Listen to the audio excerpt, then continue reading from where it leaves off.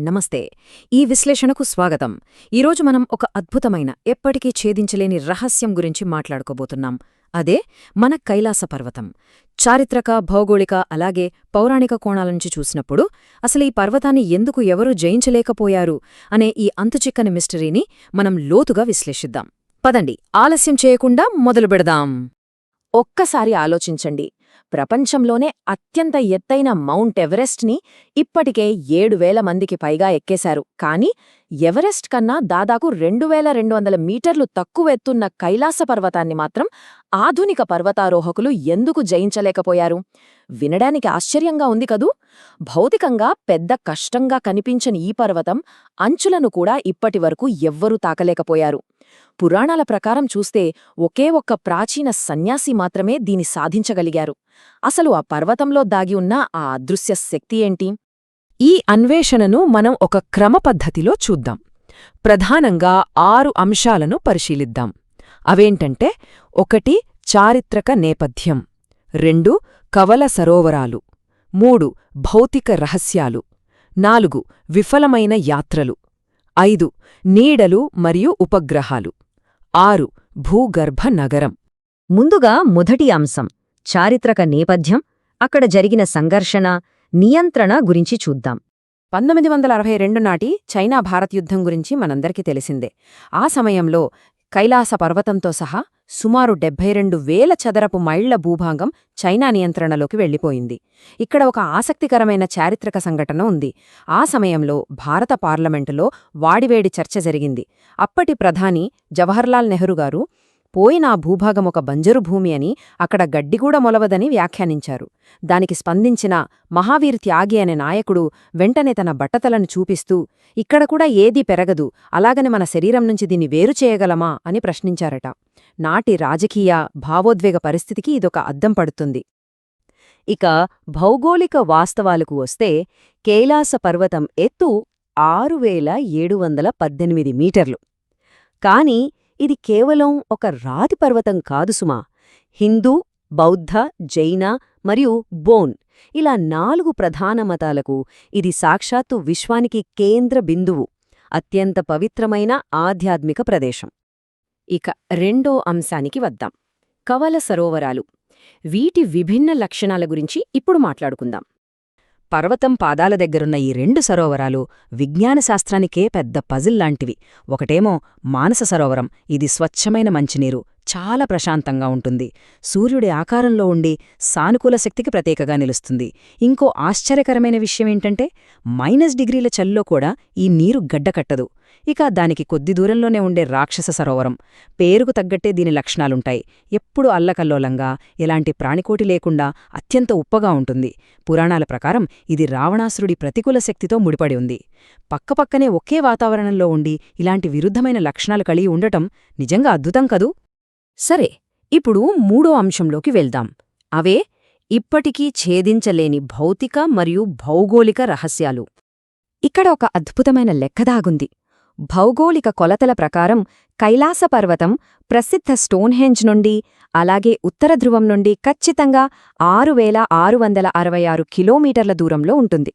ఇక దక్షిణ ధ్రువం నుండి చూస్తే దీని దూరం 1,332 కిలోమీటర్లు.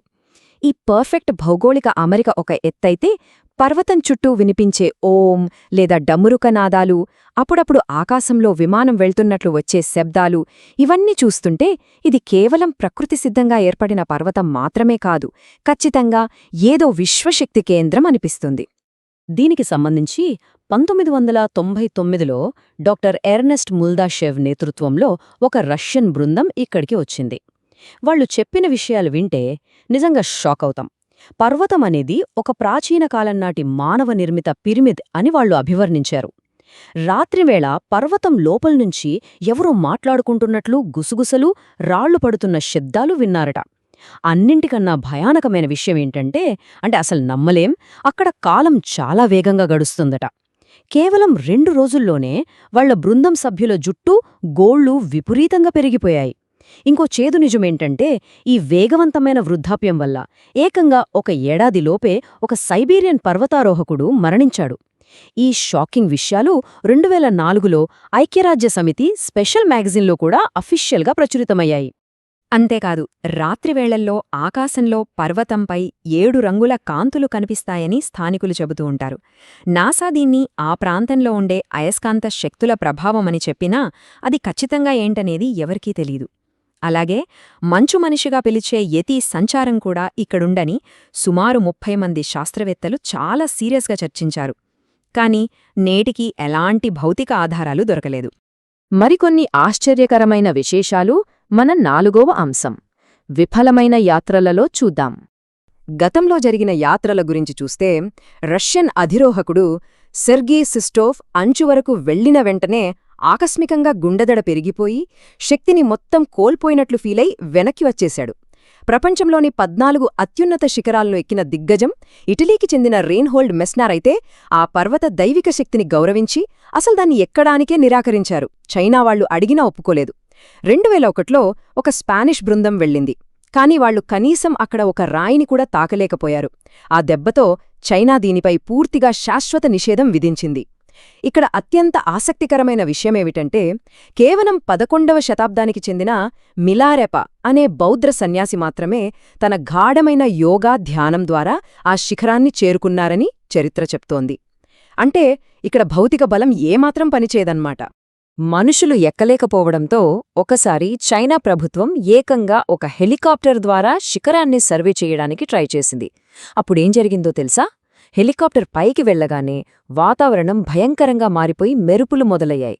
ఆ ప్రాంతంలో అన్ని దిశలు ఒకేచోట కలవడం వల్ల వాళ్ల కాంపాస్ పూర్తిగా విఫలమై గిరగిరా తిరగడం ప్రారంభించింది. పైలట్ల గుండెవేగం విపరీతంగా పెరిగిపోయి ప్రాణభయంతో అత్యవసరంగా కిందకు దిగేయాల్సొచ్చింది. ఇక 5వ అంశం నీడలు మరియు ఉపగ్రహాలు. భౌతికంగా ఎక్కడం పక్కన పెడితే దూరం నుంచి ఆకాశం నుంచి ఇది ఎలా కనిపిస్తుందో చూద్దాం. ఇక్కడ ప్రకృతి సృష్టించే దృశ్యాలు చాలా అద్భుతంగా ఉంటాయి. సూర్యాస్తమయ సమయంలో పర్వతం వెనక్కి సూర్యుడు వెళ్తున్నప్పుడు పర్వతం మీద పడే నీడ ఖచ్చితంగా పవిత్రమైన స్వస్తిక్ ఆకారాన్ని ఏర్పరుస్తుంది. అలాగే పర్వతం దక్షిణ భాగంలో పేరుకుపోయిన మంచు చూస్తే అచ్చం ఓం ఆకారంలో కనిపిస్తుంది. ప్రాకృతిక ప్రపంచానికి ఆధ్యాత్మిక ప్రపంచానికి మధ్య ఉన్న ఈ వారధి తరతరాలుగా మనల్ని అబ్బురపరుస్తూనే ఉంది. ఇది కేవలం భూమి మీద నుంచే కాదు, పైనుంచి చూసినా మిస్టరీనే. 2015లో నాసా ఉపగ్రహం కైలాస పర్వతాన్ని ఫోటోలు తీసినప్పుడు ఒక ఆశ్చర్యకరమైన విషయం బయటపడింది.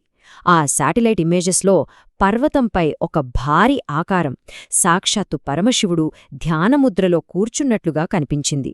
ఈ వార్త అప్పట్లో ప్రపంచవ్యాప్తంగా ఎంత సంచలనం సృష్టించిందో మీకందరికీ తెలిసే ఉంటుంది.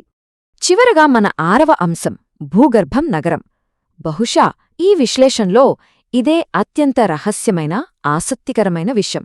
పురాణాలు అలాగే కొన్ని పరిశోధనలను గమనిస్తే కైలాస పర్వతం అడుగున శంభాల అనే ఒక మాయా నగరం లేదా ప్రశాంతమైన భూగర్భ నగరముందని చెబుతారు. హనుమంతుడు, అశ్వత్థామ లాంటి చిరంజీవులు ఇక్కడే నివసిస్తారని ప్రతీతి. ఇంకో విషయమేంటంటే వాళ్ల దగ్గర టైం ట్రావెల్, టెలిపోర్టేషన్, భవిష్యత్తును చూసే శక్తిలాంటి అత్యాధునిక సాంకేతికత ఉందని కొన్ని పరిశోధనా వ్యాసాలు సూచిస్తున్నాయి. విష్ణుపురాణం లాంటి ప్రాచీన గ్రంథాలకు నేటి మోడర్న్ సైన్స్ ఫిక్షన్కి మధ్య ఉన్న ఈ పోలిక నిజంగా బుద్ధికందనిది కదా. మరి ముగింపుగా ఆలోచిస్తే ఇది మనందర్నీ తలుస్తున్న ప్రశ్న. ఎన్ని ఉపగ్రహాలు వచ్చినా, టెక్నాలజీ ఎంత పెరిగినా కైలాస పర్వతం చుట్టూ ఉన్న ఈ కాలగమనం, ఆ గుసగుసలు, దెబ్బతింటున్న దిక్సూచులు, ఓంకారనాదాలు వీటన్నిటినీ ఆధునిక విజ్ఞాన శాస్త్రం ఎప్పటికైనా ఛేదించగలదా? లేక ఇది మానవ మేధస్సుకు ఎన్నటికీ అందకుండా ప్రాపంచిక శక్తులకు అతీతంగా నిలిచిపోయే ఒక పవిత్రమైన ఆధ్యాత్మిక కోటనా? ఈ ప్రశ్నలకు కాలమే సమాధానం చెప్పాలి. కైలాస పర్వతం గురించి మనం చేసిన ఈ విశ్లేషణ మీకొక కొత్త కోణాన్ని పరిచయం చేసిందని ఆశిస్తున్నాను. మళ్ళీ మరో ఆసక్తికరమైన విశ్లేషణతో కలుద్దాం. వీడియో చివరి వరకు చూసినందుకు ధన్యవాదాలు. ఈ వీడియో మీకు నచ్చిందని ఆశిస్తున్నాను. దయచేసి లైక్ చేయండి. అలాగే మరిన్ని వీడియోల కోసం మన ఛానల్ని సబ్స్క్రైబ్ చేయడం మర్చిపోకండి. Please keep supporting